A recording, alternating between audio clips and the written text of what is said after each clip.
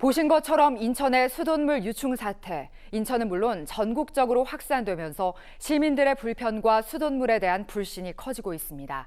한국수자원공사 사장을 지낸 최계훈 인천대 명예교수 모시고 관련 이야기 나눠보겠습니다. 안녕하십니까? 안녕하십니까? 네, 환경부가 전국 49개 정수장을 긴급 점검했습니다. 그랬더니 7곳에서 유충이 나왔다고 발표를 했는데 모두 활성탄 여과지 위에서 유충이 발견됐는데 활성탄 여과지가 어떤 장치이고 또 왜 이곳에서만 발견이 됐을까요? 제가 활성탄 여과지를 먼저 말씀드리기 앞서서 정수장을 잠깐 먼저 말씀드리고 그렇게 말씀드리는 게 시민들이 이해가 좀 빠르실 것 같습니다.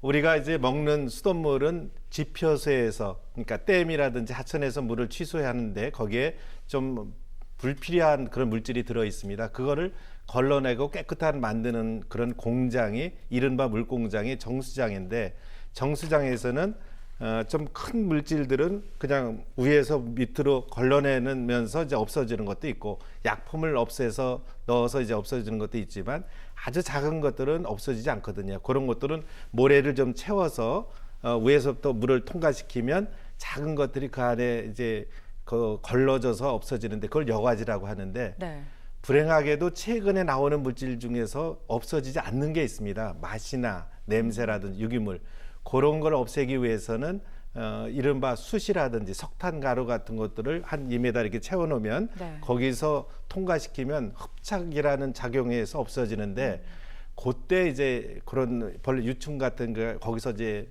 발생이 되는 거죠. 거기 유기물 같은 것이 있기 때문에 거기서 발생이 됐습니다. 네, 그렇군요. 자, 특이한 점은 인천을 제외한 다른 지역 정수장에서도 유충이 발견됐지만 가정에서는 발견되지 않았습니다. 인천만 정수장 유충이 가정으로 흘러들었다고 지적을 했는데 왜 이런 현상이 발생을 했을까요? 저도 참 굉장히 좀 아쉬운 부분이 되겠습니다. 유충이 이제 정수장에서 흘러나오면 또 바로 정수지라는 물을 담아놓는 그릇이 있거든요. 거기서 염소 소독을 하면 웬만한 것들은 다 없어지는데 그런 것들이 없어지지 못하고 이제 갔습니다. 이렇게까지 되게 한 내용 중에서는 이 활성탄 여과지라는 것들이 있으면 그것들이 계속 사용되면 지저분한 것들이 위에 쌓이거나 유기물이 쌓이거든요. 이런 것들을 없애는 작업이 역세척이라고 하는데, 반대로 물을 이렇게 통과시키면 없어지는데 그런 것들이 관리가 좀 부족하지 않았나 이렇게 싶었고, 거기서 미처 제거되지 못한 것들이 이제 가정으로 흘러들어갔다, 이렇게 해서 굉장히 좀 아쉬운 부분이 있습니다. 네, 결국은 또 세척을 자주 안 한 관리 부실이 원인일 수도 있다, 이런 말씀이신데, 환경부나 인천시 측에서는 앞으로 여과지나 정수장 청소 또 관로를 바꾸게 되면은 앞으로 이런 일이 발생하지 않을 것이다라는 얘기를 하고 있어요. 하지만 또 날씨가 덥고 습해지면서 뚜껑이 없는 정수장에서 또 유충 같은 벌레들이 발생하는 일이 발생하지 않을까 많은 분들이 우려를 하고 있는데, 이 사태는 언제까지 계속될까요? 저는 이제 이 정수장을 관리하는데 또는 관로를 관리하는데 많은 사람들이 관심이 있고 또 위기가 있으면 위기를 충분하게 이제 관리해 나갈 수 있다면 이제 그 문제가 없어지거든요. 그래서 지금 이미 붉은 수돗물에 때 물을 제거를 시켜서 관리를 해봤던 그런 경험도 있기도 하고, 이미 이제 활성탄 여과지에서 물을 여과하지 않는 그런 상태에서는 이제 상당한 부분들이 해결이 됐다, 저는 그렇게 봅니다. 이제 문제는 시민과 그리고 공급하는 인천시 상수도사업본부 간의 신뢰가 문제입니다.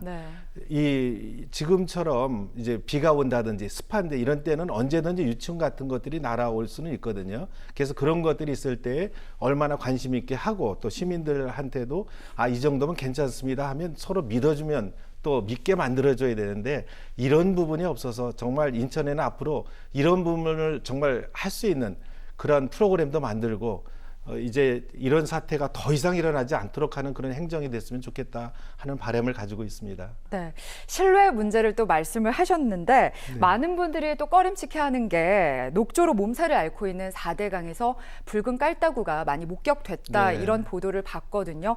아무리 이제 사급구에서 사는 유충이 해롭지 않다라고 인천시와 정부에서는 밝혔지만 또 이것에 대해서 동의를 하시는지도 궁금합니다. 제가 아까 정수장을 설명을 드리면서 원수에는 정말 깨끗한 원수만 있는 게 아니라 우리 몸에 불필요한 것들이 늘 들어 있습니다. 그런 것들을 제거하는 게 이제 정수장이라는 그런 공장이 되는데 그런 것들이 이제 들어올 수 있죠. 깔딱이라는 것도 4급수에 많이 살지만 또 1급수에도 살 수도 있고 2급수 이렇게 사는 종류가 따로 있거든요. 그렇지만 이제 그런 것들이 들어올 때에 얼마나 문제가 이제 습할 때 이럴 때는 좀 더 어디가 더 문제가 있을 것 같고 또 만약에 문제가 있으면 그거를 어떤 조치를 해야만 그런 전문적인 지식도 좀 필요하겠죠. 그렇게 없애는 그런 과정들이 있으면 문제가 없는 것 같고 이제 이런 사태가 지금 이제 벌어졌고 또 어느 정도 해소가 됐기 때문에 더 이상은 없도록 더 많은 관리, 더 많은 전문성을 올리고 그리고 신뢰를 높이는 그런 행정 그리고 그런 프로그램 이런 것들을 통해서 이제 더 이상 없었으면 좋겠다.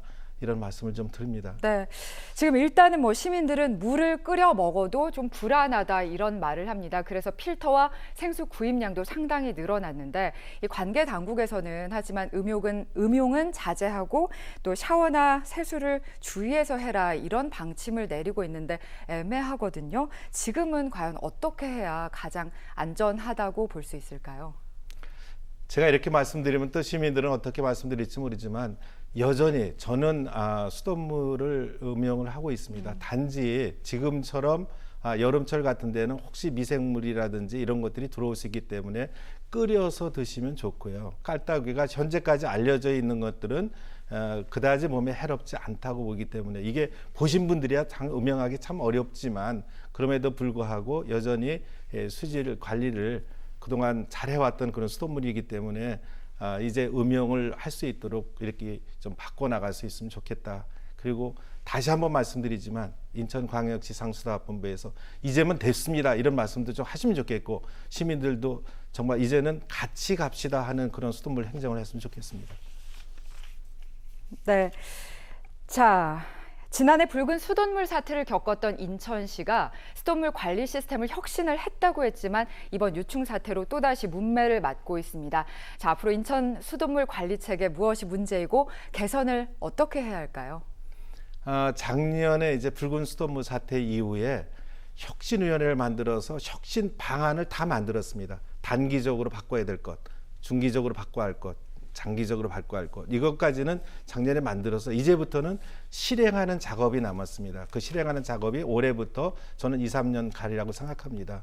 이제 이런 것들을 얼마나 많은 관심들을 가지고 그것을 제대로 해나가느냐 그리고 전문성으로 아까 고도 정수처리라든지 아니면 활성탄 이런 것들이 만들어지지만 그 고도 정수처리라든지 이런 것들이 만들어지면 더 많은 관심과 거기서 나타날 수 있는 부차적인 문제점들을 해결할 수 있는 능력도 있어야 되거든요. 네. 그래서 그런 방향 쪽으로 이제 바꿔나갈 필요가 있고 그런 관심 있게 나갈 수 있다면 정말 이번 기회에 이제 인천시 더 이상 수돗물에 문제 있는 그런 도시가 되는 게 아니라 국제 도시에 맞게끔 수돗물 인천시에 믿을 수 있는 그런 지역입니다. 이렇게 바꿔나가기를 진심으로 지난번 혁신위에서 만들어진 안이 실행되기를 바랍니다. 네.